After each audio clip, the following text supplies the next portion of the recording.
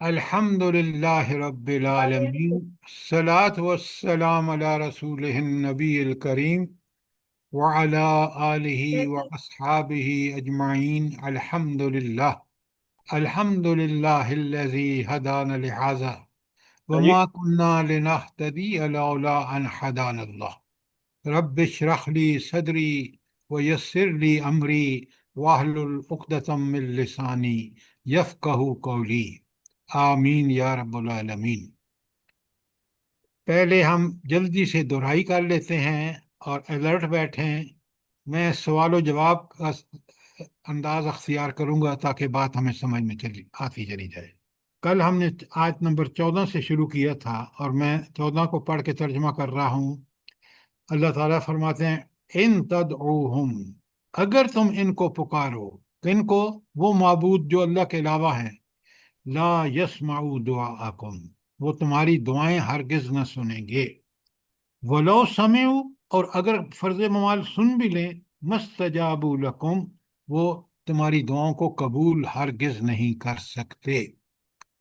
اب یہ چیز جو ہے، یہ خود میرے پاس اپنی دلیل ہونی چاہیے تاکہ میرا ایمان پکا ہو جائے کہ پکارنا صرف اللہ کو ہے، کیونکہ اللہ کہہ رہے ہیں کہ یہ تو سنتے ہی نہیں ہیں، اور اگر سن لیں تو کوئی ایکشن نہیں لے سکتے۔ تو وجہ کیا ہے اس کی؟ دلیل کیا ہے کہ یہ کیوں نہیں سنتے، اور اگر سن لیں تو کوئی جواب بھی نہیں دے سکتے؟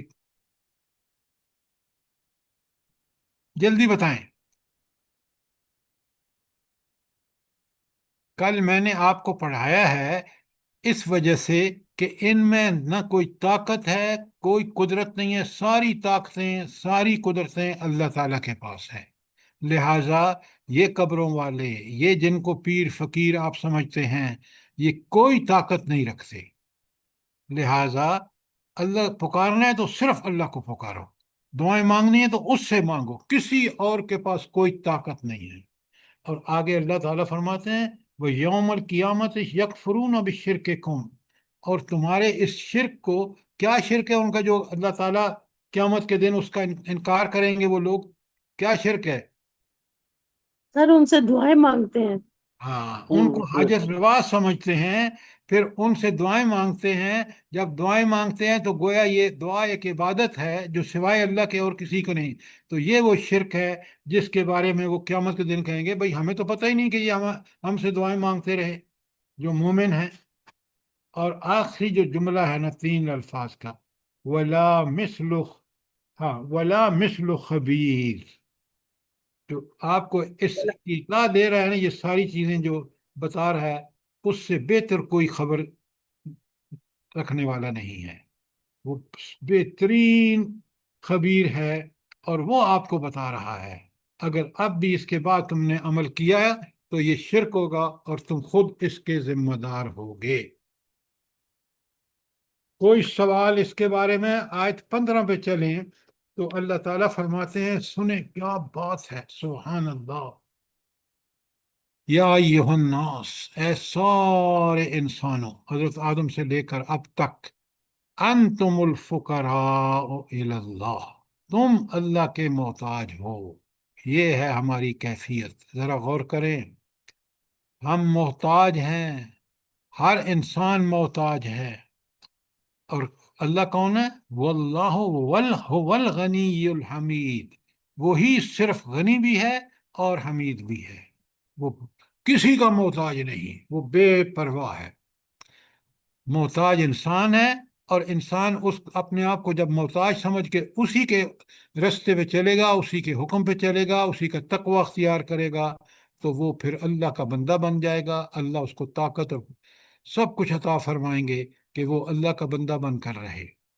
اور حمید، کائنات کی ہر چیز اس کی حمد کر رہی ہے۔ یسبح لہ ما فی السماوات والارض، ایک نہیں، قرآن میں بارہا آیا ہے کہ تعریف، اللہ تمہاری تعریف کا محتاج نہیں، کائنات کا ذرہ ذرہ اس کی تعریف کر رہا ہے، اس کا شکر ادا کر رہا ہے، اپنے حال سے بھی اور اپنی زبان سے بھی۔ کیوں؟ آپ نے دیکھا کہ حضرت داؤد کے ساتھ کس طرح یہ شجر و حجر جو تھے وہ اللہ کی عبادت میں مشغول ہو جاتے تھے۔ 16 میں فرمایا، بڑی اہم بات، 16 17 اکٹھی پڑھ رہا ہوں۔ ان یشا یذہبکم، اگر اللہ چاہے تو تمہیں ہٹا کر یات بخلق جدید، ایک نئی مخلوق لے آئے۔ آگے فرمایا وما ذالک علی اللہ بعزیز، ایسا کرنا کہ ایک نسل کو ہٹا کے دوسری نسل لے آنا، یہ اللہ کے لیے کچھ بھی مشکل نہیں ہے۔ تاریخ دیکھ لیں آپ انسان کی، آپ سارے انبیاء کے حالات پڑھ لیں، نوح علیہ السلام، ہود علیہ السلام، حضرت موسیٰ، سارے واقعات پڑھ لیں کہ اللہ نے کس طرح ظالموں کو ختم کر دیا اور باقی کن کو رکھا، ان انبیاء پر ایمان لانے والوں کو۔ کوئی سوال؟ آیت 17 تک۔ آیت 18 میں فرمایا وَلَا تَزِرُ وَازِرَةٌ وِزْرَ أُخْرَىٰ، کوئی کسی کا بوجھ قیامت کے دن نہیں اٹھائے گا، ہر آدمی اپنے کیے کا پا رہا ہوگا سزا یا جزا۔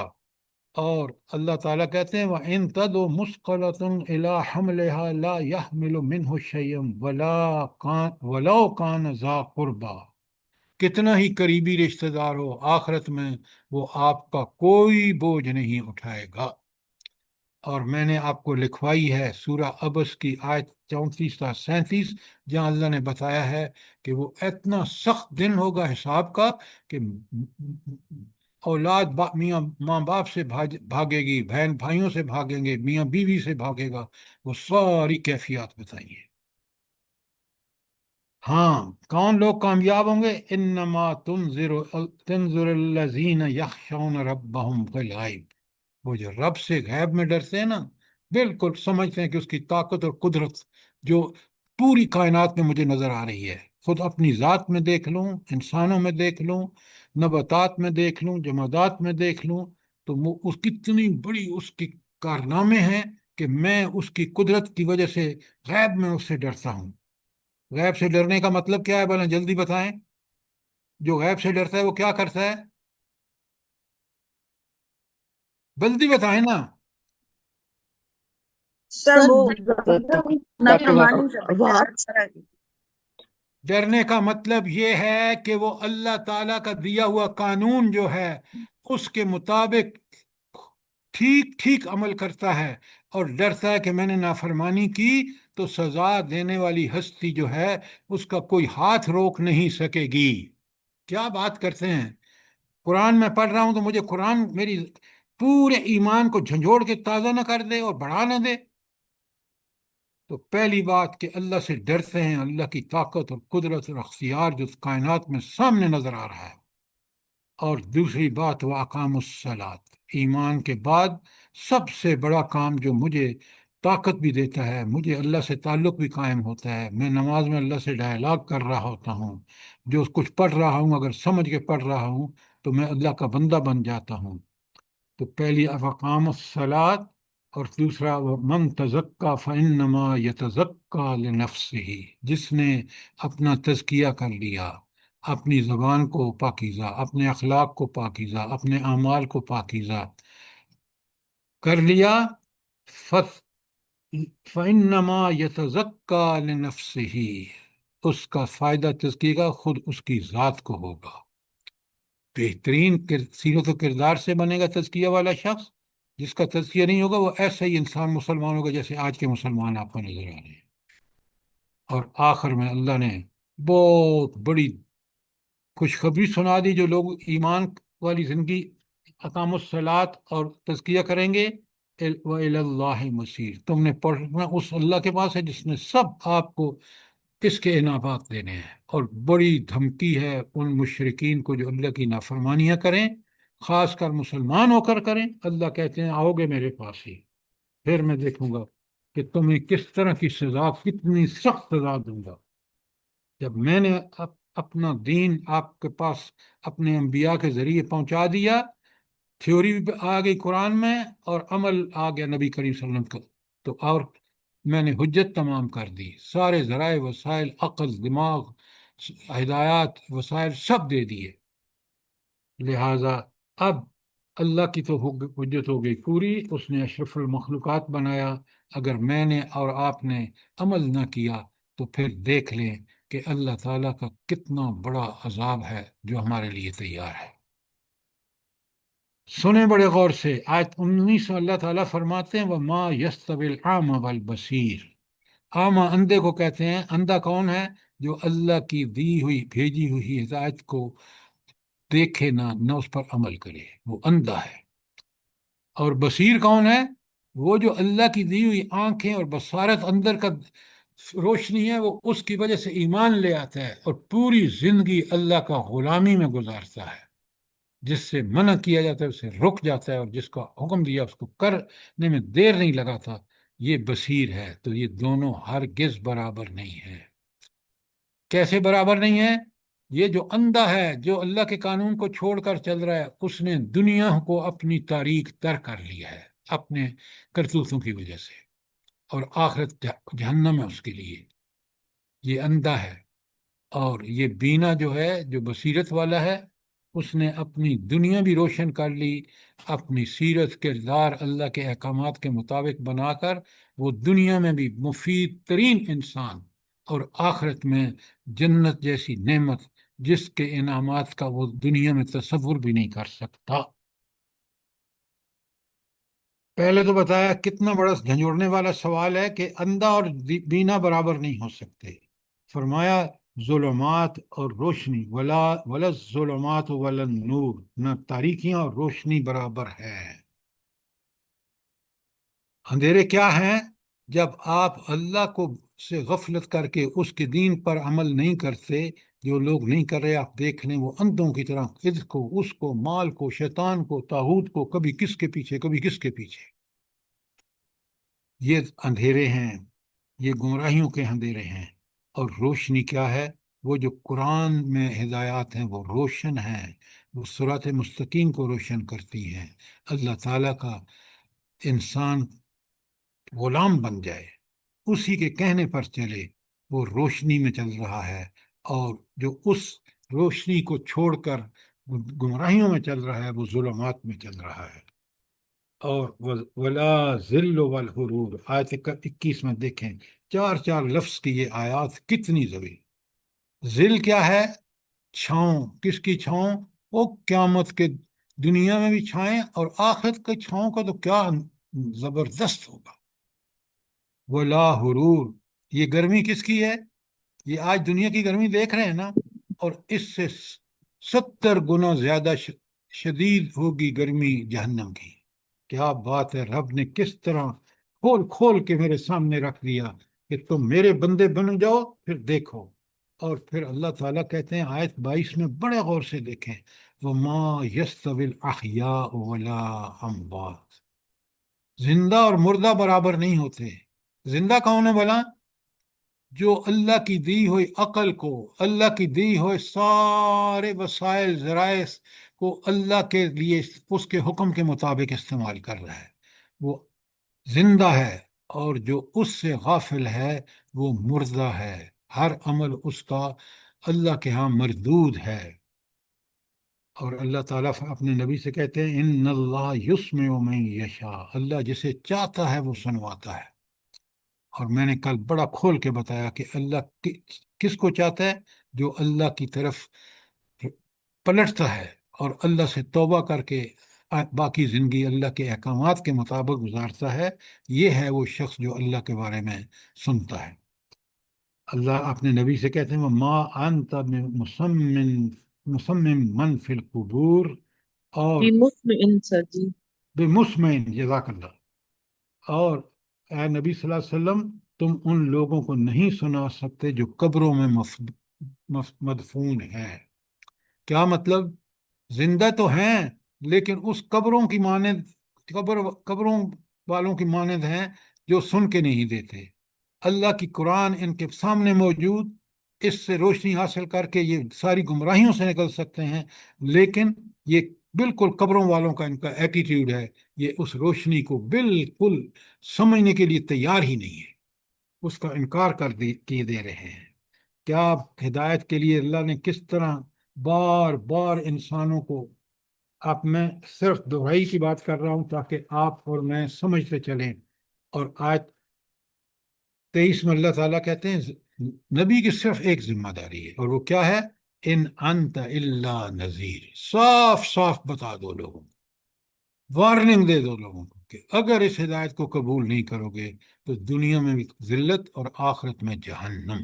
یہ ہے ڈراوا، یہ ہے اللہ تعالیٰ کی کتاب سے انکار کا نتیجہ، اور نبی کا کام یہ ہے کہ صاف صاف بتا دے۔ اور پھر اللہ اگلی آیت میں اس کو اور کھول دیتے ہیں، ان ارسلناک بالحق، سبحان اللہ، ہم نے اے نبی صلی اللہ علیہ وسلم آپ کو حق کے ساتھ بھیجا ہے۔ اللہ حق اور اس کے سارے فرامین، قرآن ہو سنت ہو، وہ سارے کے سارے برحق۔ اور پھر اللہ کہتے ہیں یہ صرف آپ کے ساتھ نہیں بلکہ ہر امت، وَإِن مِّنْ أُمَّةٍ إِلَّا خَلَا فِيهَا نَذِيرٌ، کوئی امت ایسی نہیں گزری جس میں کوئی متنبع کرنے والا نہ آیا ہو۔ تو اللہ تعالیٰ کی شانیں دیکھیں، تو اس ہدایت پر اللہ تعالیٰ مجھے اور آپ کو عمل کرنے والا بنائے، کیونکہ اگر اعمال کے بغیر وہاں پہنچے، صرف نام کا ایمان کر اور نہ عمل نہیں کیا، تو پھر آپ دیکھ لیں آخرت میں کتنا بڑا انسان کے لیے عذاب تیار ہے۔ اللہ آمین ثم آمین۔ اچھا، اب آگے دیکھیں آیت 25 میں اللہ تعالیٰ نے وَإِن يُكَذِّبُوكَ، اے نبی صلی اللہ علیہ وسلم اگر آپ کو یہ جھٹلا رہے ہیں، فَقَدْ كَذَّبَ الَّذِينَ مِن قَبْلِهِمْ، اس سے پہلے انہوں نے یہی کیا، حضرت نوح کے ساتھ یہ ہوا، حضرت ہود کے ساتھ یہ ہوا، حضرت موسیٰ کے ساتھ یہ ہوا، حضرت نوح کے ساتھ یہ ہوا۔ اللہ فرماتے ہیں جاءتہم رسلہم بالبینات، وہ بڑے بینات لے کے آئے، واضح دلائل۔ موسیٰ علیہ السلام کے دلائل وہ معجزے تھے، نبی کریم صلی اللہ علیہ وسلم کی دلائل سب سے بڑی دلیل قرآن ہے اور سنت ہے۔ اسی طرح انبیاء لے کے آئے، وہ بالزبر، اور زبور لے کے آئے یعنی تورات وغیرہ، وہ بالکتاب المنیر، اور روشن کتاب جو کس کو روشن کرتی ہے؟ جلدی بتائیں، یہ کتاب کس کو روشن کرتی ہے؟ دلوں کو روشن کرتی جی، اس کی ہے، نصیحت کو مانے، اس کے دل، ان کے دلوں کو روشن کرے جو اس کی دل نصیحت پر عمل کرے۔ دل کو روشن کر کے اس کو صراط مستقیم کو روشن کر دیتی ہے، جس پر چل کے وہ سیدھا جنت میں پہنچتا ہے۔ یہ تھی آیت 25، اور آیت 26 میں اللہ نے فرمایا اب دیکھیں اللہ کہتے ہیں کہ میں نے ضرور پکڑنا ہے کن کو؟ جو اس ہدایت سے ثم اخذت الذین کفروا، پھر اللہ نے پکڑا ان لوگوں کو جنہوں نے انکار کیا، فکیف کان نکیر، پھر دیکھو اللہ کی سزا کیسی تھی۔ ذرا دیکھیں قوم نوح کے منکرین کے ساتھ کیا ہوا، قوم عاد کے ساتھ کیا ہوا، قوم ہود کے ساتھ کیا ہوا، قوم فرعون کے ساتھ کیا ہوا، یوں دیکھتے جائیے۔ آیت 27 میں فرمایا الم ترى ان اللہ انزل من السماء ماء فاخرجنا به ثمرات مختلفا الوانها، کیا تم دیکھتے نہیں ہو کہ اللہ تعالیٰ نے آسمان سے پانی برسایا اور پھر اس کے ذریعے طرح طرح کے پھل نکال لائے۔ اب یہ مضمون بدل تو گیا ہے، لیکن اس مضمون کا یہ جو اللہ تعالیٰ کے احسانات کا ذکر آ رہا ہے، اس کا اوپر کی آیات سے کیا تعلق ہے جو ابھی تک میں نے پڑھی ہیں، ہدایت اور غفلت کے بارے میں ہے؟ اللہ تعالیٰ کی یہ ان ساری جو آیات آگے آئیں گی، مثلا یہ تو زمین کے بارے میں اللہ تعالیٰ نے بتایا کہ کتنی بڑی نشانی ہے تمہارے لیے، غور تو کرو، تم کس قدر محتاج ہو اس زمین سے اگنے والی نباتات کے، پھلوں کے، پھر تم دیکھتے نہیں ہو کیا؟ وَمِنَ الْجِبَالِ جُدُدٌ بَيْضٌ وَحُمْرٌ مُخْتَلِفٌ أَلْوَانُهَا وَغَرَابِيبُ سُودٌ، غرابیب سود، اور پہاڑ جن کے اندر دھاریاں ہیں، کیسی؟ سفید، بیض سفید، حمر سرخ، مختلف الوانها، اور کچھ دیگر جو ہیں ان کے رنگ ہیں، اور پھر وغرابیب سود، اور گہری سیاہ رنگ کی دھاریاں۔ میں نے آپ کو بتایا ہے آپ سفر کریں، دیکھیں پہاڑی علاقے میں جا کے کہ کس طرح رب العالمین کا یہ کلام پر حق ہے۔ تو یہ ساری جو اللہ تعالیٰ اپنے احسانات بتا رہا ہے، یہ کس لیے بتا رہا ہے بھلا؟ کہ مومن کے دلائل ہیں سر، جی آئیے، دلائل ہیں توحید کے. یہ دلائل ہیں اللہ کی شان کے، اللہ کی قدرت کے، اللہ پر اللہ تعالیٰ کے انسانوں پر کس قدر احسان ہیں. ذرا ان پر غور کرے تو جھک جائے گا کہ میرا محسن تو میرا رب ہے جس نے میرے ساتھ یہ احسان کے معاملے کیے.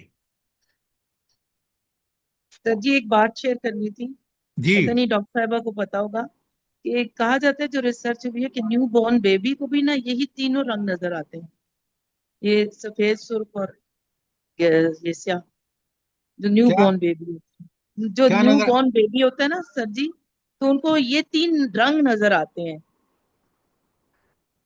جدد بید محکم مختلف الوان ہوا آپ مجھے وغرابی بسود. آپ مجھے یہ بات بتائیں، یہ بات تو شاید سمجھنے کے لیے قاری کے لیے مشکل ہو کہ اس کو یہ تین رنگ نظر آتے ہیں، لیکن آپ نے یہ نہیں کبھی دیکھا کہ اس بچے کے لیے کتنی محبت ہے ماں کے لیے. آپ بھی ماں ہیں، مائیں سوچیں یہ کس نے محبت رکھ دی ہے کہ اس بچے کو جو سب سے کمزور پیدا ہوتا ہے اور اس کے لیے کتنی بڑی محبت ہے کہ وہ اس کو دودھ پلا کے صاف ستھرا کر کے چومتی ہے. آپ یہ جو باتیں ہیں نا یہ ہائیلی ٹیکنیکل، ابھی ان کے ثبوت آنے ہیں، اس سے زیادہ اللہ تعالیٰ نے نیچر کے اندر، انسانی فطرت کے اندر یہ چیزیں رکھی ہیں جن کو ہم مثال دے کر سمجھائیں تو وہ بہترین ہر آدمی سمجھتا ہے، چاہے وہ اس کے پاس ڈگریاں ہوں چاہے نہ ہوں. کیوں؟ یہ جو فطری اللہ تعالیٰ کے فطرت کے اندر رکھے ہوئے ہیں نا اسباب، ان کو کھولیں تو وہ لوگ اللہ کی عظمتوں کو پہچان لیں گے. جی سر، اولاد کے لیے اللہ تعالیٰ نے اتنی محبت رکھی اللہ ہے، اکبر، لیکن اللہ اکبر. آپ لوگ کیوں نہیں ریئلائز کرتے؟ میں آج بھی اپنی میں آج بھی بچوں کے پاس وہ والی محبت رکھی نہیں آزمائش کے لیے. آپ دیکھیں مرتے دم تک انسان کو جو محبت یاد رہتی ہے وہ اس کے ماں باپ کی ہے. یقین مانیں، کاش میں اور آپ اس کا اندازہ کریں کہ یہ کتنا رب کا کمال ہے.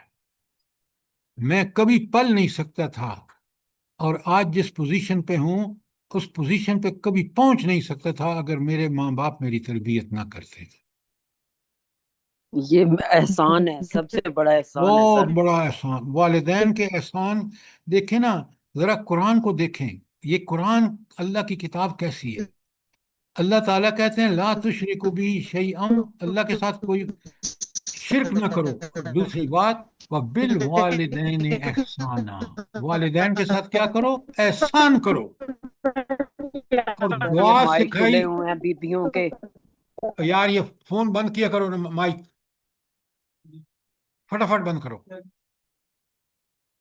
آپ دیکھیں جو دعا سکھائی ہے، حکمت دیکھیں، رب ارحمہما کما ربیانی صغیرا، ان پر اسی طرح رحم فرما جس طرح انہوں نے بچپن میں جس شفقت سے، جس رحمت سے پالا ہے، اسی رحمت کے مطابق آپ اللہ ان کے گناہوں کو معاف کریں اور اپنی رحمت میں داخل فرمائیں.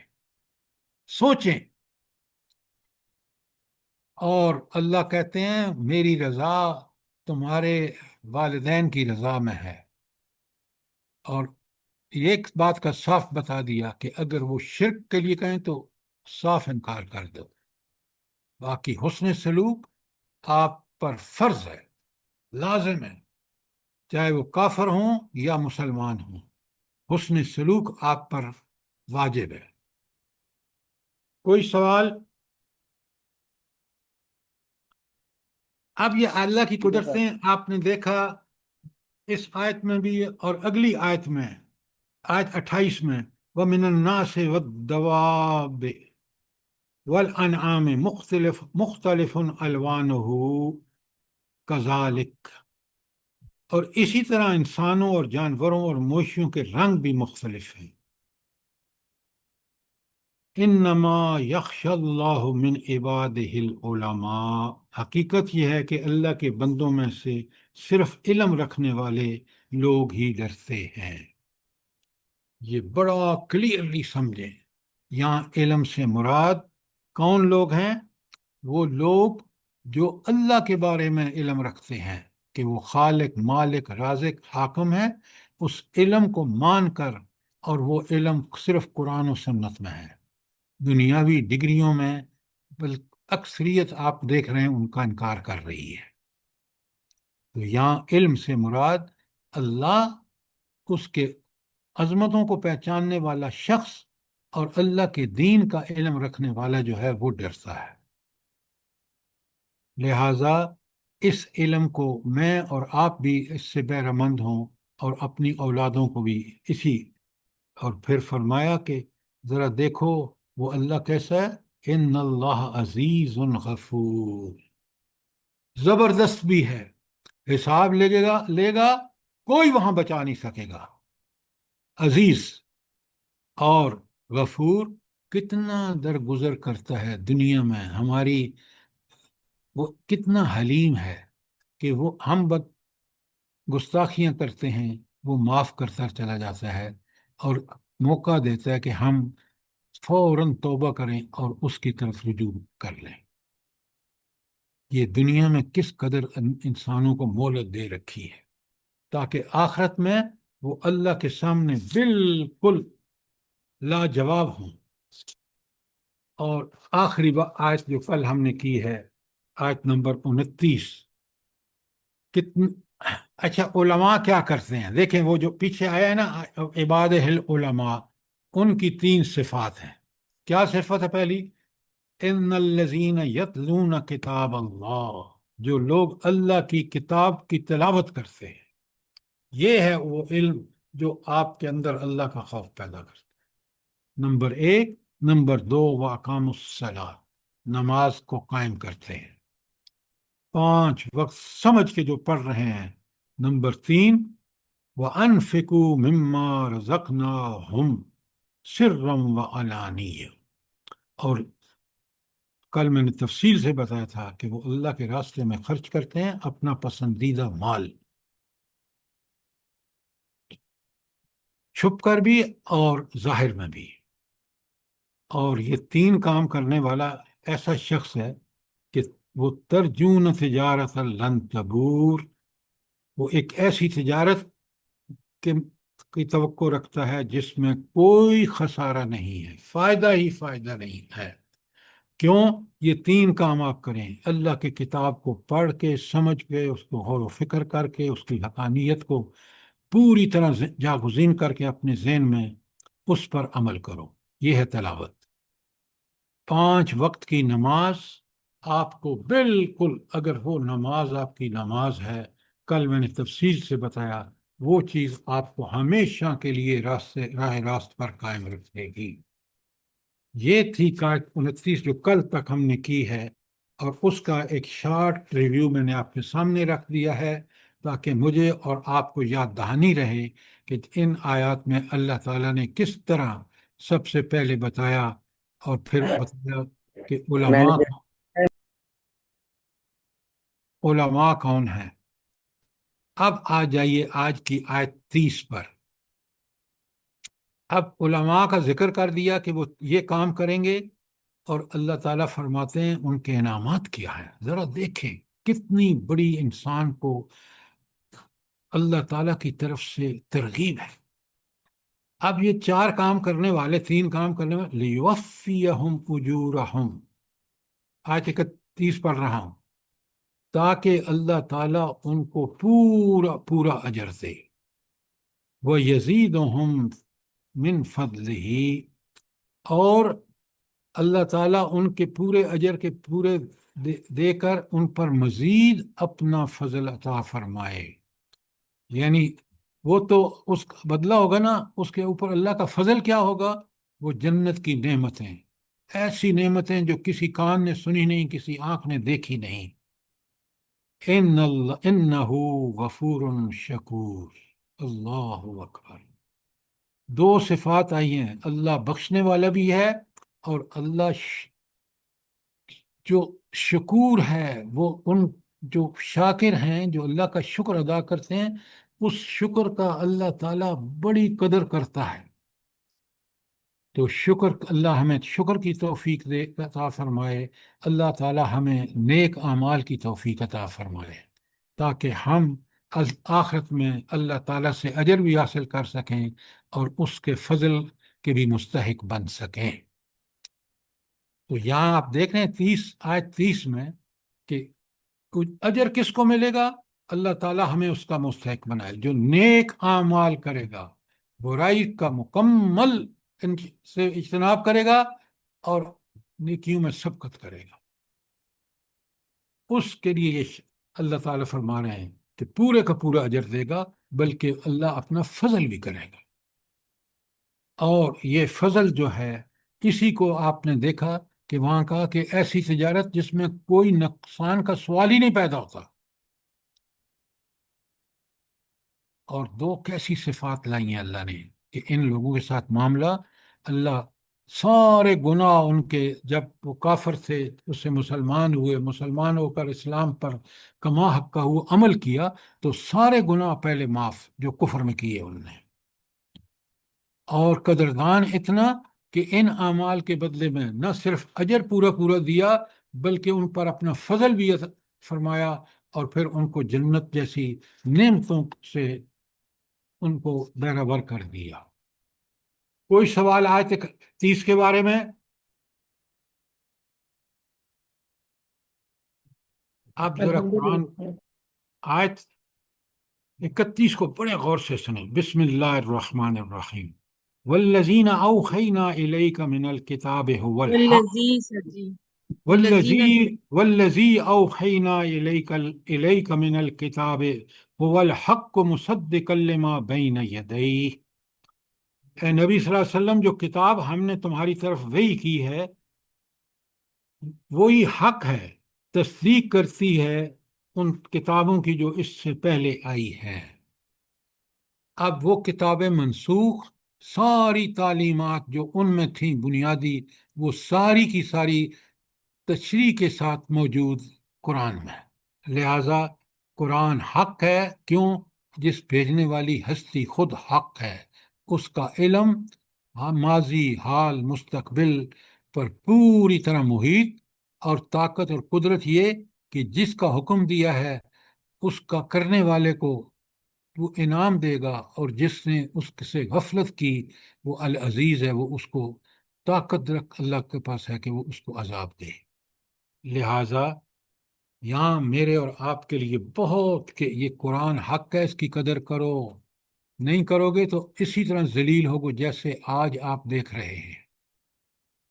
آپ دیکھیں کہ کس طرح اسرائیل جیسے ملک نے ایران کا کتنا بڑا نقصان کیا ہے، اس لیے کہ وہ اپنے مشن کے ساتھ یہودی، آج بھی دنیا کا کہیں سے وہ یہودی ہے، چاہے وہ پاکستان کا ہے تو اس سے پاکستان سے مفاد سے زیادہ یہودیوں کے مفاد سے دلچسپی ہے۔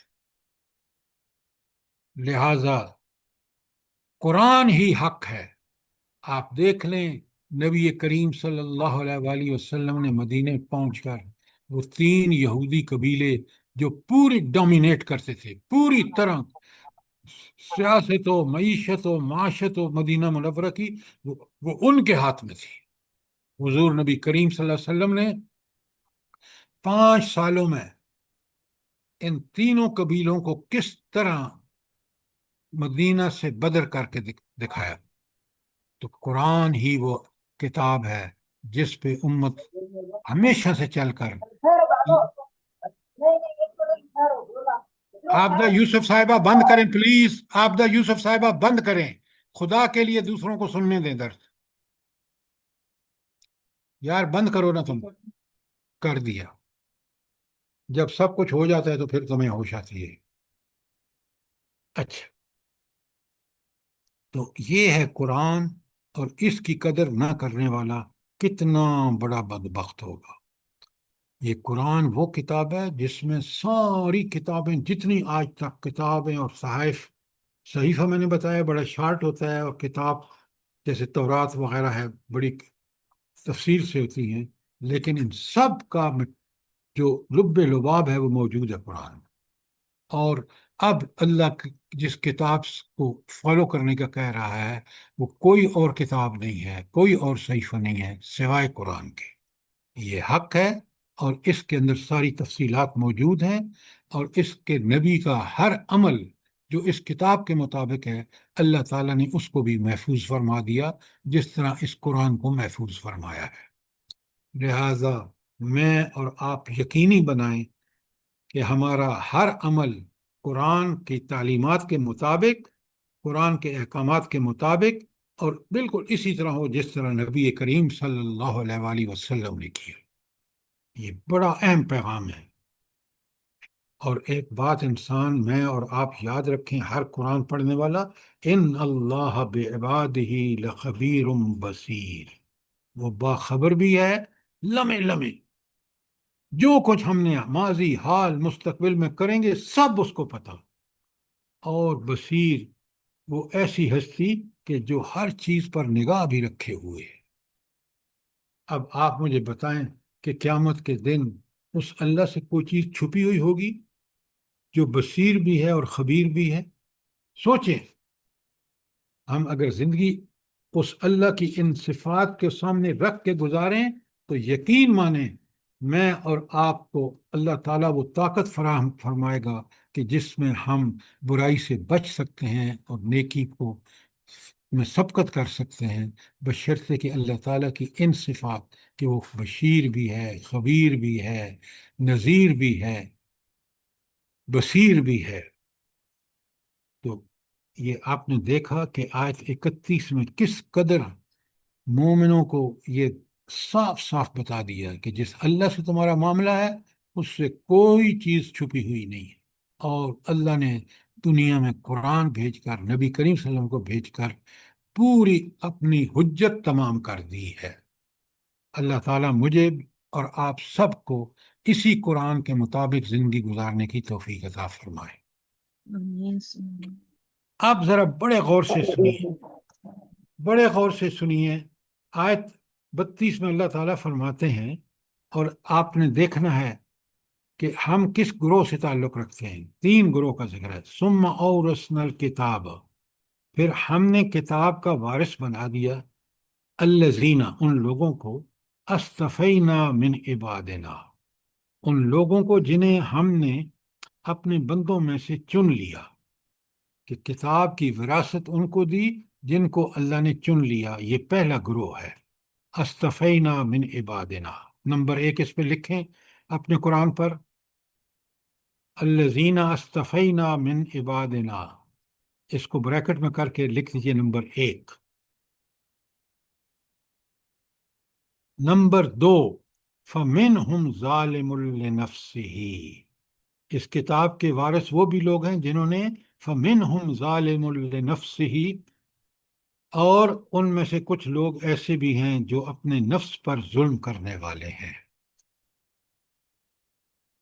اچھا، اس بات کو تو میں کھولوں گا، آپ مجھے یہ بتائیں کہ یہ کون لوگ ہیں ظالم لنفسہ؟ جو اس کتاب کی پرواہ نہیں کر رہے سر، کھولتے ہی نہیں، ہاں، نہیں دیکھتے۔ اللہ کی بالکل حدود آپ کو نے توڑنے ٹھیک، والے، اللہ کی بالکل حدود کو توڑنے والے۔ توڑنے والے نہیں، بڑی سیدھی سی بات ہے، اس کتاب کو جو انکار کرے گا وہ ظالم ہے۔ کیوں؟ حق یہ ہے۔ اچھا، اور تیسری بات، وَمِنْهُمْ سَابِقٌ بِالْخَيْرَاتِ بِإِذْنِ اللہ، جی ومنہم مقتصد، منہم مقتصد رہ گیا ہے۔ ساری وَمِنْهُمْ مُقْتَصِدٌ۔ اور تیسرا گروہ کون سا ہے؟ جو کوئی بیچ کی راہ پر چلنے والا ہے۔ اس کی میں کھولتا ہوں ہر ایک کی، اور آخری گروہ جو ہے وَمِنْهُمْ سَابِقٌ بِالْخَيْرَاتِ بِإِذْنِ اللہ، جو نیکیوں میں سبقت کرنے والے ہیں اللہ کے حکم سے۔ یعنی وہ نیکیوں میں سبقت اس لیے نہیں کرتے کہ ان کے فوٹو اخباروں میں آئے، بلکہ وہ اللہ کے حکم سے، اللہ کے حکم کی وجہ سے، اس کی رضا کے لیے یہ کرتے ہیں۔ اللہ تعالیٰ فرماتے ہیں کہ ذالک هو الفضل الکبیر، یہ ہے اللہ کا سب سے بڑا فضل۔ اب بڑی اہم باتیں ہیں اس آیت کی، میں ایک ایک کو کھول رہا ہوں، آپ کو کوئی چیز کلیئر نہ ہو تو ضرور سوال کریں۔ اللہ تعالیٰ فرماتے ہیں کہ اس میں جو پہلا گروہ ہے وہ کون سا ہے؟ اصطفینا من عبادنا، جن کو ہم نے اپنے بندوں میں چن لیا۔ اچھا، یہ کون سے لوگ ہیں؟ جی انبیاء و رسول، سر جو قدر کرتے ہیں اس کتاب کی۔ بالکل آپ نے ٹھیک کہا کہ انبیاء، ان کو چن لیا اللہ نے۔ کس لیے؟ وہ اتنے شریف النفس، اس قدر ان کی فطرتیں پاکیزہ تھیں کہ اللہ نے ان کو چنا، اور ان کے ذریعے اللہ نے اپنی وحی بھیجی کہ یہ سب بندوں کو صاف صاف بتا دیں۔ تو پہلا گروہ جو ہے وہ گروہ ہے کہ جو اللہ کا چنیدہ ہے، پھر وہ بندے جو ہمارے سلف الاسلاف میں سے ہیں کہ جنہوں نے حق ادا کیا، کس کا؟ اس کتاب کے پڑھنے، پڑھانے، سمجھنے، سمجھانے، اس پر عمل کرنے کے لیے انہوں نے اپنی زندگیاں وقف کر دی۔ یہ ہیں وہ لوگ جو پہلا گروہ ہے۔ کوئی سوال اس کے اوپر؟ دوسرا گروہ ہے فَمِنْهُمْ ظَالِمٌ لِنَفْسِهِ، اور ایک گروہ وہ ہے جو اپنی جانوں پر ظلم کرتا ہے۔ یہ کون سا گروہ ہے؟ سر جی وہ اللہ اور رسول کے لائے ہوئے جو شریعت اس کو مانتے ہوتے ہیں لیکن اس پر عمل نہیں ہوتا ان کا، وہ اس کا حق بالکل، ادا نہیں کرتے۔ بالکل آپ نے ٹھیک کہا کہ وہ ظالم لنفسی یہ ہیں کہ وہ مانتے ہیں کہ یہ ساری، مانتے تو نہیں ہیں بلکہ وہ اس کے دعویٰ کرتے ہیں کہ یہ برحق ہے، لیکن ان کا عمل اس کے بالکل برخلاف ہے۔ جیسے آج کے مسلمان ہیں، آپ دیکھ لیں، اچھی طرح دیکھ لیں، تو اس شخص کو اللہ کہہ رہے ہیں کہ وہ ظالم لنفسی ہے۔ کون سا بندہ؟ وہ بندہ جو دعوت و ایمان کا کرتا ہے اللہ پر، لیکن اللہ کی ہر بات کا اس کو کوئی احساس نہیں ہے کہ اس کی خلاف ورزی کر رہا ہے۔ تو اللہ تعالیٰ ہمیں بچائے ان لوگوں میں سے جو لوگ ظالم لنفسی ہیں۔ اور تیسری بات جو ہے بڑی اہم ہے، اور وہ ہے وَمِنْهُمْ مُقْتَصِدٌ، اور ان میں سے کچھ ایسے لوگ بھی ہیں جو میانہ رو ہیں۔ ان لوگوں کو کہا گیا ہے جو فاسق نہیں ہیں۔ لہذا یہ کون لوگ ہیں؟ جو کھلا فسق نہیں کرتے۔ اچھا، فاسق کون ہوتا ہے؟ جو جان بوجھ کے اللہ کی نافرمانی کرتا ہے۔ یہ بڑی ایک اہم بات ہے۔ تو یہ جو مقتصد ہیں یہ فاسق نہیں ہیں، ان سے غلطیاں بھی ہوتی ہیں، یہ معافیاں بھی مانگتے ہیں، پھر غلطیاں ہوتی ہیں، پھر معافیاں مانگتے ہیں۔ اس طرح ان کی زندگی جو ہے وہ کچھ تھوڑے بہت نافرمانیاں بھی کرتے ہیں لیکن معافیاں بھی مانگتے ہیں۔ یہ ہیں درمیانہ رو۔ اور یہ بھی وہ لوگ ہیں جو اللہ کے، ان کو اللہ کامیاب فرمائے گا، لیکن درجات ان کے ہرگز وہ نہیں ہوں گے جو اللہ کے پہلے ذکر ہوا ہے کہ جو استفینا، جن کو اللہ نے چن لیا ہے۔ لہذا یہ ہے وَمِنْهُمْ مُقْتَصِدٌ۔ اور آخری بات جو کمال والے لوگ ہیں، وَمِنْهُمْ سَابِقٌ بِالْخَيْرَاتِ، جو نیکیوں میں سبقت کرتے ہیں۔ اللہ اکبر! سبقت کیا ہے؟ آج آپ کا ٹیسٹ ہے، میرا ٹیسٹ ہے کہ ہم ان مجاہدین فلسطین کے لیے کیا کرتے ہیں۔ کون سبقت لیتا ہے؟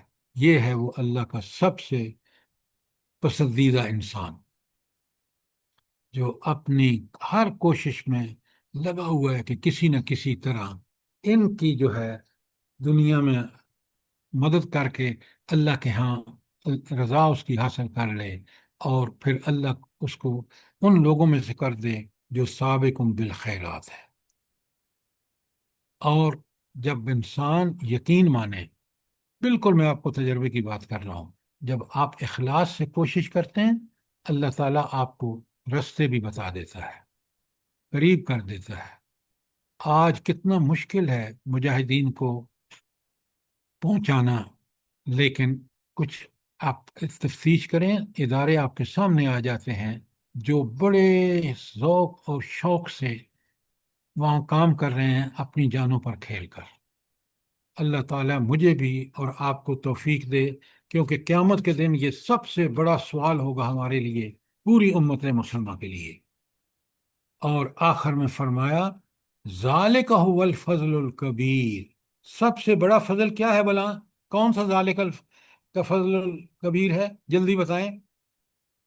سابقکم یہ کہ اللہ بالخیرات، تعالیٰ یہ ہاں، نیکیوں کی نہیں توفیق عطا نہیں، وَمِنْهُمْ سَابِقٌ بِالْخَيْرَاتِ، جو نیکیوں میں سبقت کرتے ہیں، وہ ہیں اللہ کا بڑا فضل ان پر ہے۔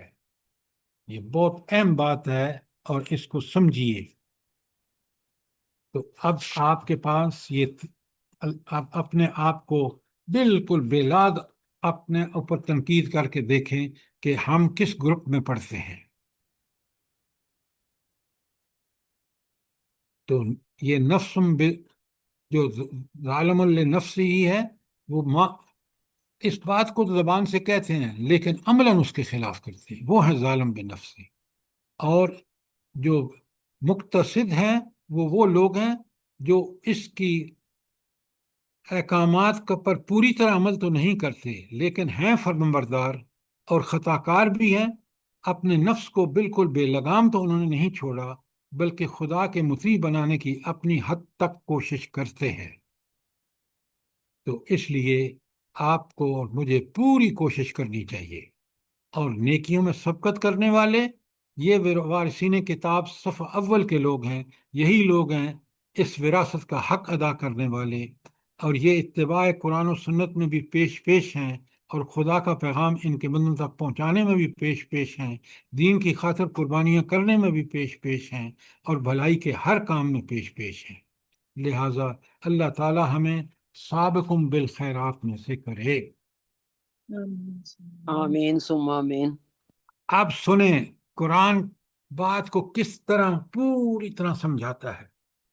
اللہ تعالیٰ فرماتے ہیں کہ یہ جو لوگ جو اللہ کا جن پر فضل ہے، جنات عدن، ہمیشہ کی رہنے والی جنتیں، باغ بھی کوئی خزاں نہیں ہوگی، یدخلونہا، اس میں یہ داخل کیے جائیں گے ان باغوں میں، یحلون فیہا من اساور من ذہب ولؤلؤ، یہ ان کے لباس کی کیفیات ہیں، وہ انہیں سونوں کے کنگنوں اور موتیوں سے آراستہ کیا جائے گا، اور وہاں ان کا لباس ریشم کا ہوگا، وہ لباسہم فیہا حریر۔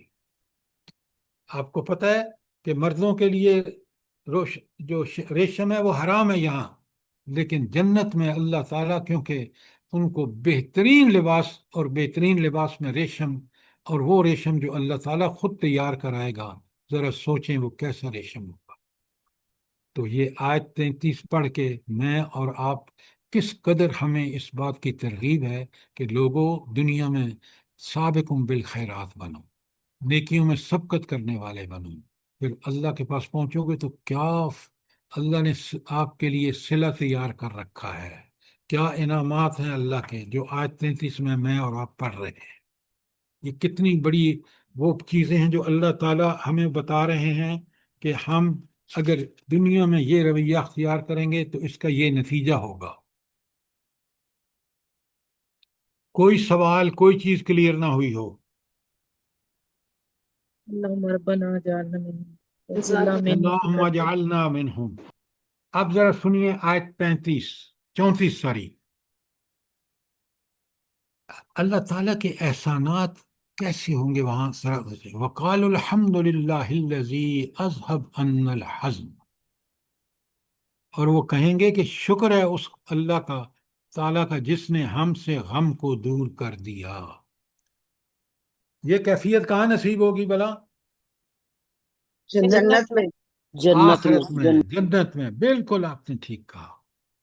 وہاں کوئی غم نہیں ہوگا، دنیا غموں کا جگہ ہے۔ میں اور آپ نیکی کرتے ہیں، پھر بھی غم ہوتا ہے کہ ابھی ہم نے حق ادا نہیں کیا، لیکن آخرت وہ جگہ ہے جہاں اللہ تعالیٰ انسان کو بالکل ہر غم سے پاک، یہ جو آپ کو دنیا کے کھیکھڑ ہے نا، کمانا ہے، اولاد کو کھلانا ہے، فلاں مسئلہ ہے فلاں، وہاں کوئی مسئلہ نہیں ہوگا، ذرا برابر بھی نہیں ہوگا۔ کیسی زندگی ہوگی؟ کیا میں اور آپ اس کے لیے دنیا میں کوشش نہ کریں؟ کیا اس دائمی جہنم میں جانا آپ پسند کریں گے؟ کوئی پسند نہیں کرے گا، لیکن اس کے لیے دنیا میں عمل کرنا ہوگا۔ تو اللہ کہتے ہیں وقال الحمد للہ الذی، وہ کہیں گے جنت میں کیا؟ الحمد للہ الذی، ساری تعریفیں، سارے شکر اس اللہ تعالیٰ کے لیے ہیں، اذهب عنا الحزن، حزن جس نے ہم سے غم دور کر دیا۔ وہ دنیا کے جو ساری پریشانیاں اور غم ہیں، وہاں ان کا نام و نشان نہیں۔ آپ سوچیں کہ وہاں پھر اللہ کا شکر کس درجے میں انسان کرے گا، اس کے پاس الفاظ نہیں ہوں گے کہ یہ کیا جنت کی زندگی ہے جو ہر غم، ہر تکلیف، ہر پریشانی سے پاک۔ اللہ اکبر۔ پھر وہ کیا کہیں گے؟ ان ربنا لغفور شکور، غفور اس لیے کہ اس نے ہماری برائیوں سے، جو غلطیاں ہم سے اس سے درگزر کیا، اور ہماری نیکیوں کو قبول کر کے ہمیں اپنے شکر کا موقع دیا، وہ شکور ہے۔ تو اللہ کی صفات دیکھیں جو آیت کا مضمون ہوتا ہے، اس میں کس قدر اہم ہوتی ہیں۔ تو ہر قسم کا غم جو دنیا میں جن فکروں اور پریشانیوں میں ہم مبتلا تھے، اس سے نجات ملی۔ تو پھر دیکھیں کہ انسان کس طرح شکر ادا کر رہا ہے۔ ذرا آیت کے الفاظ پر غور کیجیے، یہ رب کا کتنا کرم ہے کہ اس نے ہمیں خود ساری چیزوں سے آگاہ کر دیا۔ سبحان اللہ سر، اللہ تعالیٰ ہم سب کو بالکل آپ نے ٹھیک کہا، سبحان اللہ کا کلمہ زبان سے فوراً ادا ہوتا ہے۔ تو اس نے نہ صرف ہمارے قصور معاف کر دیے، وہ غفور ہے، اور عمل کی جو تھوڑی بہت پونجی لے کے بھی آئے تھے، اس کی ایسی قدر افزائی کی، وہ شکور ہے کہ اس کے بدلے میں ہمیں جنت عطا کر دی۔ ذرا نوٹ فرمائیں کتنی بڑی اس کی غفاری کی انتہا، اس کے شکور ہونے کی انتہا دیکھیں۔ پتہ ہے انسان وہاں کیا کہے گا؟ یہ الفاظ اللہ نے خود بتا دیے، الذی احلنا دار المقامت من فضلی، جس نے ہمیں اپنے فضل سے اب بھی قیام کی جگہ ٹھہرا دیا۔ اللہ اکبر، ہمیشہ ہمیشہ کے لیے۔ بھائی یہاں میں اور آپ تمنا کرتے ہیں، لیکن یہ دنیا تمنا کی نہیں ہے، یہ دنیا عمل کی ہے۔ جس نے عمل کر لیا، سابقم بالخیرات بن گیا، نیکیوں میں اس نے سبقت کر لی، دیکھ لیں اس کا رب اس کو کیسا نواز رہا ہے۔ ہمیشہ کا گھر، لا یمسنا فیہا نصب، نہ تو کوئی تھکاوٹ محسوس ہوگی، ولا یمسنا فیہا لغوب، اور نہ وہاں کوئی تکان ہوگی۔ ذرا غور فرمائیں جنت کی کتنی آرام کی ہے، کتنی سکون کی ہے، کوئی مشقت، کوئی محنت، کوئی تھکاوٹ نہیں۔ اللہ اکبر۔ اس کے لیے دعائیں مانگا کریں۔ اسی لیے اللہ کہتے ہیں کہ یہ سب سے بڑی کامیابی یہ ہے آخرت میں، کہ انسان کو جنت میں داخل کر دیا جائے اور جہنم سے بچا لیا جائے۔ اللہم ربنا تجعلنا منہم۔ ربنا جعلنا منہم۔ آمین۔ اچھا، تو آپ نے دیکھا کہ اللہ تعالیٰ نے کس طرح جنت کی آسائشوں کا ذکر فرمایا ہے جو ہمیں کبھی سوچ بھی نہیں سکتے، ہمارے تصور میں بھی نہیں آ سکتی۔ اور پھر جہنم کتنی ہولناک اور کتنی خطرناک ہے اور کتنی دردناک ہے۔ ذرا اس کی پچھلی آیتوں میں تو آپ نے جنت کے انعامات کا سنا نا، اب ذرا سنیں آیت 37 میں، وَهُمْ يَسْتَرِخُونَ فِيهَا، وہ چیخ چیخ کر رہے ہیں۔ سر جی 36 پڑھنی ہے، والذین کفروا۔ سوری یہ والی پڑھ۔ 36، ہاں۔ اب اوپر سارا ذکر تھا جنتیوں کا اور جنت کی نعمتوں کا، اب ذرا کفار کا انجام۔ قرآن بالکل دونوں چیزیں، کیونکہ ہدایت کے لیے ضروری ہے کہ انسان کو بشارت کہ کون بشارت کے مستحق ہیں اور کون جو ہیں ان کا برا انجام ہوگا. نذیر قرآن کن کے لیے نذیر ہے؟ کھول کھول کے قرآن نے بتایا ہے. پہلے آپ سن چکے ہیں اوپر سارا 35 تک کہ جنت کا کیا سما ہوگا، کیا انعامات ہوں گے، کیا دائمی نعمتیں ہوں گی. اب ذرا کفار کا انجام، جنہوں نے دنیا میں اس اللہ کے حق کا انکار کیا. والذین کفروا لہم نار جہنم. اللہ اکبر. ان کے لیے جہنم کی آگ ہے. لا یقضی علیہم فیموتوا. سبحان اللہ. ذرا غور فرمائیں کہ اللہ فرما رہے ہیں کہ پہلی بات کہ جنہوں نے کفر کیا ان کے لیے جہنم کی آگ ہے، نہ ان کا قصہ پاک کر دیا جائے گا کہ مر جائیں، اور نہ ان کے لیے جہنم کے عذاب میں کوئی کمی کی جائے گی. وہ آگے میں پڑھ رہا ہوں کہ لا یقضی علیہم فیموتوا ولا یخفف عنہم من عذابہما. اللہ اکبر. کوئی کمی نہیں ہوگی. سوچیں آج انسان کتنا بدبخت ہے کہ رب نے جنت اور دوزخ کو کھول کھول کے بیان کر دی. پھر بھی دنیا، چند روزہ دنیا کے تھوڑے سے مفادات کے لیے. اللہ اکبر. کتنا انسان غافل ہے. اس کا رب کتنا کریم ہے کہ اس نے دونوں انجام، پرچہ بھی آؤٹ کر دیا، رزلٹ بھی بتا دیے. جو لوگ نافرمانیاں کر رہے ہوتے ہیں انہیں اگر سمجھایا جائے تو وہ کہتے ہیں یہ ہمارے لیے نہیں ہے، یہ کافروں کے لیے، ہم کوئی کافر ہیں. ہاں، لیکن کافر جو اللہ کا انکار کیا ہے؟ اللہ کا انکار ہے اس کے احکامات کی خلاف ورزی کرنا. تو اگر یہ کر رہے ہیں تو پھر آپ مسلمان، اللہ کے نزدیک مسلمان ہیں یا نہیں، وہ اللہ فیصلہ کرے گا. آپ فیصلے نہ کریں، آپ تو اس قرآن کو پڑھ کے سمجھ کے اس کے مطابق عمل کریں. یہ چیز آپ ان کو صاف صاف بتائیں. اچھا، یہ تھی کذالک نجزی کل کفور. یہ ہے وہ بدلہ جو آیت میں بیان ہوا ہے کہ جہنم کی آگ جہاں وہ زندہ رہے گا نہ مرے گا. یہ آپ دیکھیں نا، ایک بات ذرا نوٹ فرمائیں. قرآن کمال کی بات کرتا ہے کیونکہ اللہ کی بات ہے نا.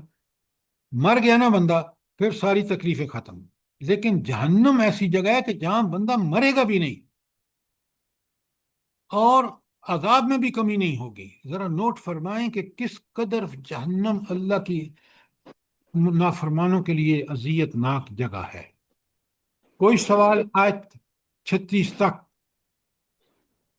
اب جی وہ سورہ اعلیٰ میں ہے نا، ثم لا يموت فیہا ولا یحیا. بلا یحیا. بالکل وہی بات یہاں کہی جا رہی ہے. دیکھیں نا، اللہ تعالیٰ کا طریقہ یہ ہے سمجھانے کا، وہ بار بار جیسے یہاں یہ بھی بتایا اور وہاں بھی بالکل یہی بات آئی ہے کہ ثم لا يموت فیہا ولا یحیا، کہ تاکہ انسان اس کو سمجھ لے. آج اگر ہم اس پہ غور کریں نا تو یہ حقیقت کتنی زبردست ہے. اب جہنمیوں کا حال کیا ہوگا ذرا غور سنیں. وَهُمْ يَسْتَرِخُونَ فِيهَا. وہ وہاں چیخ چیخ کر کہیں گے ربنا اخرجنا نعمل صالحا. چیخ چیخ کر کیا کہیں گے؟ اے ہمارے رب، ہمیں یہاں سے نکال لے تاکہ ہم نیک عمل کریں. الذی کننا نعمل، اور ان سے مختلف جو پہلے ہم کرتے تھے. اب وہاں جب سب کچھ سامنے، وہ تو جزا عمل کا تو معاملہ ختم ہو گیا. عمل تو دنیا میں اللہ نے مہلت دی، اس پہ آپ نے عمل نہیں کیا. اب وہاں سب کچھ دیکھ کے اللہ سے دعائیں کر رہے ہیں، وہ اللہ کیسے قبول کرے؟ اس نے تو آپ کو پوری دنیا میں آزادی، ذرائع، وسائل، سب کچھ دیا. تو پھر وہ وہاں کہیں گے، اور پھر اللہ تعالیٰ جواب دے رہے ہیں اولم نعمرکم ما یتذکر فیہ. کیا ہم نے تمہیں، اللہ تعالیٰ جواب دے گا، کیا ہم نے تم کو عمر نہ دی تھی جس میں کوئی سبق لینا چاہتا تو لے سکتا تھا؟ ذرا غور فرمائیں کہ کتنی بڑی حقیقت ہے جو اللہ فرما رہے ہیں. کہ دنیا میں تو آپ، ابھی ہماری بہن کہہ رہی تھی نا، وہ ہم سے کہتے ہیں یہ تو کافروں کے لیے، ہم تھوڑے کافر ہیں. اللہ تعالیٰ کہہ رہے ہیں کیا میں نے ان کو یہاں مہلت نہیں دی تھی؟ اب یہاں تو یہ کہہ رہے ہیں، وہاں دیکھیں کیا کہہ رہے ہوں گے جو آپ کے سامنے ہے. تو اولم نعمرکم ما یتذکر فی، کیا ہم نے تمہیں اتنی عمر نہیں دی تھی کہ جس میں تم نصیحت حاصل کر؟ من تذکر وجاءکم نذیر، اور تمہارے پاس متنبع کرنے والا نہ آ چکا تھا؟ اللہ نے نبی نہیں بھیجا تھا؟ یہ اہتمام حجت کر دی دنیا میں۔ اللہ کہتے ہیں فذوقوا، ذرا چکھو مزہ، فما للظالمین من نصیر، ظالموں کا کوئی مددگار نہیں ہے۔ اللہ اکبر۔ اچھا ظالموں، یہ کہ اللہ تعالیٰ ظالموں کا آخر میں کوئی مددگار کیوں نہیں ہے بھلا؟ جلدی بتائیں۔ کیونکہ سر اللہ تعالیٰ نے اللہ تعالیٰ نے انبیاء بھیجے، کتابیں بھیجی، ہدایت کا پورا انتظام کیا، ان کی نفس کے ان کے اندر فالہمہا فجورہا فتقواہا، اس کے بعد بھی جو عمل نہیں کریں گے، اللہ تعالیٰ نے بیان کر دیا، جو عمل نہیں کریں گے ان کا مددگار نہیں ہوگا۔ جزاک سر ان اللہ، آپ نے بہت اپنی اچھا۔ ہاتھ اور پاؤں بھی ان کے مددگار نہیں ہوں گے تو پھر وہ کیسے کوئی مددگار نہیں ہوگا۔ اصل میں ایک آپ بہت عمدہ باتیں آپ کی ساری ٹھیک ہیں، اصل بات یہ ہے کہ قیامت کے دن کسی کے پاس کوئی اختیار نہیں ہوگا، یہ اصل بات ہے۔ وہاں والامر یومئذ للہ، فیصلے اور اقتدار سارے دنیا میں تو دیکھیں نا، آپ کی اولاد، بہن، بھائی، عزیز، رشتہ دار، دوست، احباب ہیں، وہاں کوئی کام نہیں آئے گا۔ کیوں؟ کسی کے پاس کوئی اختیار سرے سے ہوگا ہی نہیں۔ سمجھیں اس بات کو کہ اللہ تعالیٰ اس دن تنہا، پورا کنٹرول اس کے پاس ہوگا۔ آپ پیچھے پڑھ چکے ہیں کہ ماں باپ سے اولاد بھاگے گی، بہن بھائی بھاگیں گے، بہن بھائیوں سے، بہن بھائی بہنوں سے۔ وہ سورہ اب اس کی آیتیں میں نے 34 اور 37 بتائی ہیں۔ آپ ہر آدمی اپنی فکر میں، اس کو دوسرے کا پتہ بھی نہیں ہوگا، اتنا فکر مند ہوگا۔ اللہ تعالیٰ مجھے اور آپ کو اس دنیا میں ان چیزوں کو سمجھ کر زندگی گزارنے کی توفیق عطا فرمائے۔ سر جی اللہ تعالیٰ کا کتنا خوبصورت ہے کہ اللہ تعالیٰ جس طرح بار بار ریپیٹ کراتا ہے، جیسے ایک ماں اپنے بچے کو بار بار روکتی ہے کہ یہ نہ کرو، یہ نہ کرو، کہ گر جاؤ گے یا دکھ جاؤ گے، تو اللہ تعالیٰ بھی ہمیں بار بار بچانے کی کوشش کر رہا ہے کہ بچ جاؤ، توبہ استغفار کرو، غلطیاں معاف کرنے والا ہوں، اور پھر بھی ہم نہیں سدھرتے۔ آپ بالکل ٹھیک کہہ رہے ہیں۔ ہم دنیا پرستی میں، شیطان پرستی میں، طاغوت پرستی میں، دیکھیں نا، آج آپ دیکھ لیں کہ کس طرح مسلمان حکمران امریکہ کی گود میں بیٹھے ہوئے ہیں۔ دیکھیں ذرا، ان کو یہ نہیں پتا کہ اللہ نے ہمیں جو ان کو حکومتیں دی ہیں وہ ایک خاص آزمائش میں ہے، لیکن وہ خوش ہیں کہ امریکہ کی آشیرواد ہمیں مل جائے، تو اللہ تعالیٰ ایسے لوگوں کو کبھی جو ہے وہ نوازتا نہیں ہے۔ سر جی ایک روایت کے بارے میں پوچھنا تھا۔ ابو ہریرہ رضی اللہ عنہ سے ایک روایت ہے کہ فرماتے ہیں کہ جو کم عمر پائے گا وہ تو اپنا عذر پیش کر سکے گا، لیکن جو 60 سال یا اس سے اوپر کی عمر پائے گا وہ اپنا عذر نہیں پیش کر سکے گا۔ اس کو ذرا واضح کر دیں پلیز۔ دیکھیے، اللہ تعالیٰ نے، آپ کو پتہ ہے جنت میں جو لوگ سروس کریں گے وہ بچے ہوں گے مسلمانوں اور کافروں کے جو ارلی چائلڈہڈ میں فوت ہو گئے۔ اب حساب تو بندے کا اس وقت ہوگا جب اس کو شعور ہے اور وہ ایمان لا کر عمل صالح کرتا ہے تو مومن ہے، اگر سب کچھ کا انکار کرتا ہے تو کافر ہے۔ اب چھوٹی عمر جب کہ شعور نہیں ہے، اس میں جس کی بھی موت ہوئی ہے، بالکل ابو ہریرہ رضی اللہ تعالیٰ عنہ نے جو روایت کی ہے بالکل ٹھیک ہے کہ اللہ تعالیٰ نے، کیونکہ وہاں جنتیوں کی خدمت کے لیے بہت خوبصورت بچے ہوں گے، یہ وہی بچے ہوں گے جو دنیا میں کم عمر میں فوت ہو گئے۔ رہے بڑی عمر کے لوگ تو ان کو تو شعور ملا، ان کے سامنے اللہ نے انبیاء بھیجے، کتابیں نازل کی۔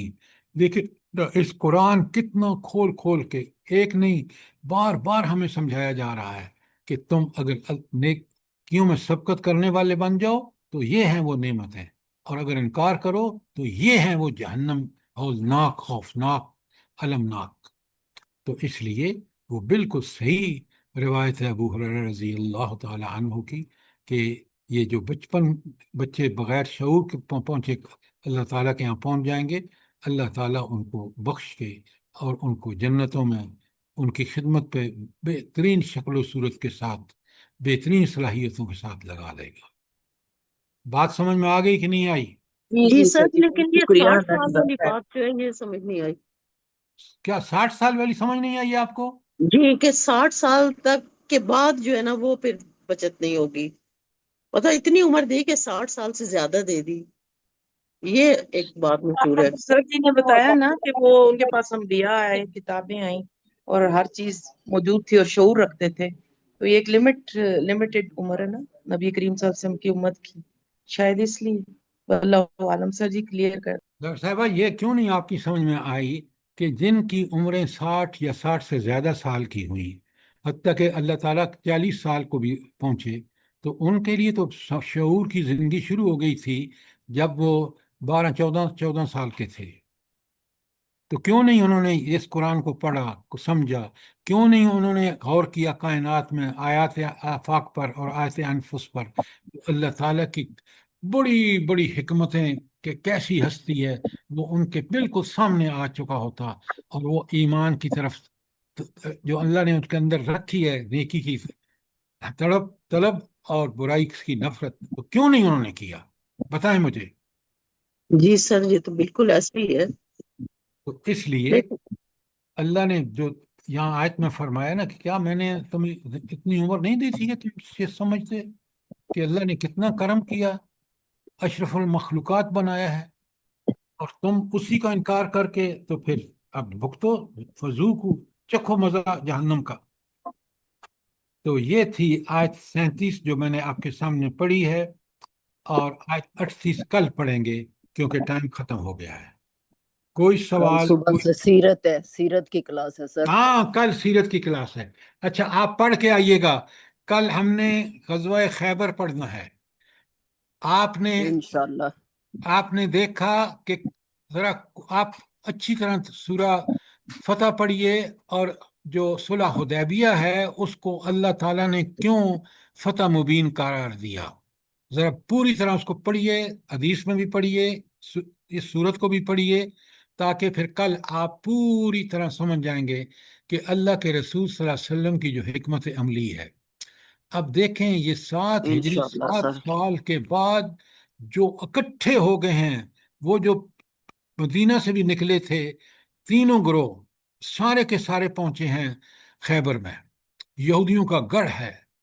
آج یہودیوں نے اتنی تھوڑی سی تعداد میں ہو کے لوگوں کو ناک میں چنے چبوا دیے ہیں، مسلمانوں کو خاص کر۔